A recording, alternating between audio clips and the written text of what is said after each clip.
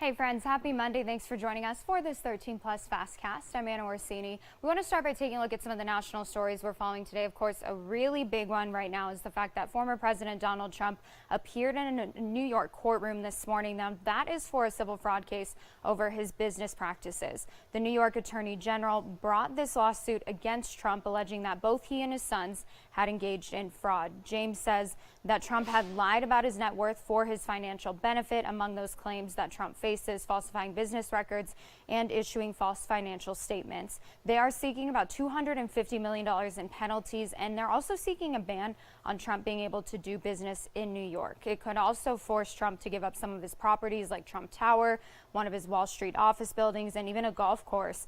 Trump referred to it as a scam and said it is, quote, a continuation of the single greatest witch hunt of all time. And the Supreme Court also is starting its new term today. It's the first time that judges will be back on the bench since June.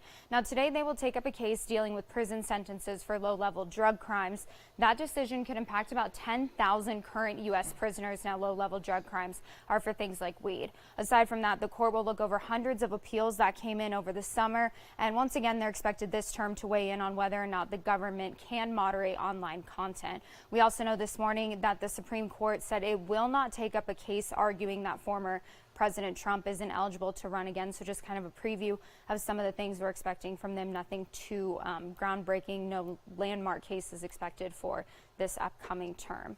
And here at home, unfortunately, it's something that we've seen a lot of lately. Just the past week, we saw 2 pedestrian crashes that ended in fatalities, and it's actually a trend that we're seeing going into what's known as the deadliest month on roads in Arizona. We want you to take a look at some of these numbers. So these are facts from the Arizona Crash Facts Summary from last year, so 2022. They say that the peak month for fatal crashes in Arizona is October. In 2022, there were 302 pedestrian fatalities. Compare that to the number in 2021, it was 260. So that's up about 16.15% just in that course of a year. So our very own Jack Cooper spoke with Tucson PD and some of the local efforts that we're seeing here at home so that we can keep people safe on our streets and hopefully keep those numbers from being as significant as they were last year. I want to show you this new project from Living Streets Alliance. You see it here behind me. Now, this was actually just done over the weekend, and it's brand new. So if you're going to be out on this part of town, the Pueblo Gardens neighborhood, something to look out for. But you see, these were all designed by, the artwork was designed by students that go to the school, and these are what are called curb extensions. You see the barriers. It's to keep kids as safe as possible as they are walking to school. Now, when I spoke to TPD, they tell me there's a number of reasons why more people generally get hit in October and November. Some of those include the weather, meaning more people are getting outside. The sun sets earlier and rises later, so it's darker longer. But what it really comes down to is speeding and distracted driving. The biggest tip that we can give you is give yourself and everybody else around you extra time, extra patience, especially leading into the holiday season. We are going to see more pedestrians, more vehicle traffic on our roadways. So absolutely give yourself more time and more patience as well. In order to drive good behavior, we really need to be designing streets that generate that kind of good behavior, because people will make mistakes. We all make mistakes, but those mistakes don't have to be deadly. Now, again, leaders with Living Streets Alliance tell me that they have these block parties to really make sure that people are slowing down and keeping people as safe as possible. It's something you can expect to see through neighborhoods really all throughout Tucson. And again, when I spoke to Tucson Police, they tell me that their traffic enforcement is on the rise. Traffic Watch, we've talked about it quite a bit. You've heard about it. The amount of reports that they are now seeing up to about 700. And remember, it just debuted earlier this year. Reporting in the Pueblo Gardens neighborhood, I'm Jack Cooper. Back to you. Now, another thing that we've been keeping an eye on here at home is just some of the impacts that we're seeing specifically to border towns here in southern Arizona, and some pretty scary numbers for parents specifically. According to the National Center for Drug Abuse, almost half of kids try an illegal drug by their last year of high school. And health leaders say that those numbers could just continue to go up or become even worse, specifically in border communities.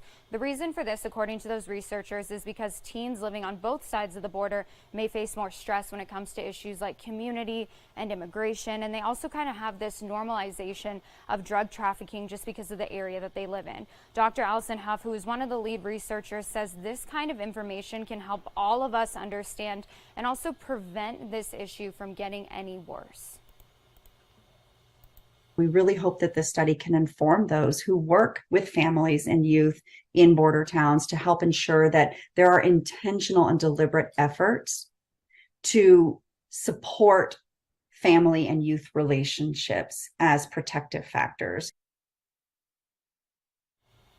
Now, the research shows that teens with a strong family support system may actually face a lower risk of substance abuse. That system is something that can be built through communication, trust, and parents monitoring. So if this is something that kind of hits close to home for you, you can actually head to the U of A's website, read more about this research and ways that you can help, whether it's a family member, a friend, a loved one, and just supporting them in a better way. And we've talked a lot recently about blood donations and the ongoing blood shortage that we're seeing here in the United States. And when it comes to donations across the United States, those numbers have been significantly down since this summer. But there's more hope now that a decades-long ban has been lifted and that more people will be able to donate. The FDA is now allowing members of the LGBTQ community to donate blood. Here at home, we actually saw one of the first LGBTQ plus friendly donations a couple days ago, and allowing that community to come out and donate blood. It comes after, like we said, decades-old ban from the FDA banning people who were gay men specifically during the 1980s and during the AIDS crisis from being able to donate blood. It was still in place all these years later. Now it's no longer in place. So it helps kind of alleviate a huge challenge that people who do run those donation programs had previously been facing. It's been a very unfair standard this whole time. And with the blood drives that I've been organizing, it has always been frustrating when I've had my friends contact me and they want to be able to organize and give back, and then I have to tell them, unfortunately, with the current standard that was before, that they just weren't allowed to donate. Now, like we said, the Red Cross did declare a national blood shortage last month. Blood supply levels have been down almost 25% since early August. So if you would like to help out, if this is something that you want to contribute to, we do have more information up on our website on local drives and donations now that you can participate in some upcoming events here at home. And it kind of feels like deja vu, one of my least favorite things to talk about because I never end up winning, but Powerball, those numbers back up. Nobody won on Saturday, which means we are seeing another $1 billion jackpot. That is right. Got to go get those tickets. So nobody matched all of the numbers on Saturday, which means the jackpot is now up to $1.04 billion. And I'm sure a lot of you are like, hey, I could use that money. It's the second largest jackpot this year. The cash payout would be about $480 million if you want to take it all at once, which again, not that bad. Would definitely take that. So go out and get those tickets for tonight. And the good news is, even if you don't match all the numbers, a couple of people actually did match enough of the numbers on Saturday to win $2 million. 5 lucky tickets also won $1 million. So there's still hope, even if you don't match all 6. I mean, I'd take $1 million, I'd take $1 billion, I'd take anything I could get at this point. So go out and get those tickets for tonight's drawing. And something else you can do while you're at it, buying those tickets, head on over to the Fry Fire District Facebook page, because look at that, another little canine hero here in our community, and they need your help in naming the little lady. She's the newest member of the Fry Fire District in Sierra Vista. They want people to weigh in and help name her. She was actually a gift, so they don't have a name for that sweet little Dalmatian puppy. You can do this on the Fry Fire District's Facebook page. Go in there, suggest a name, and of course we'll monitor to see who ends up being the winner, what name they select.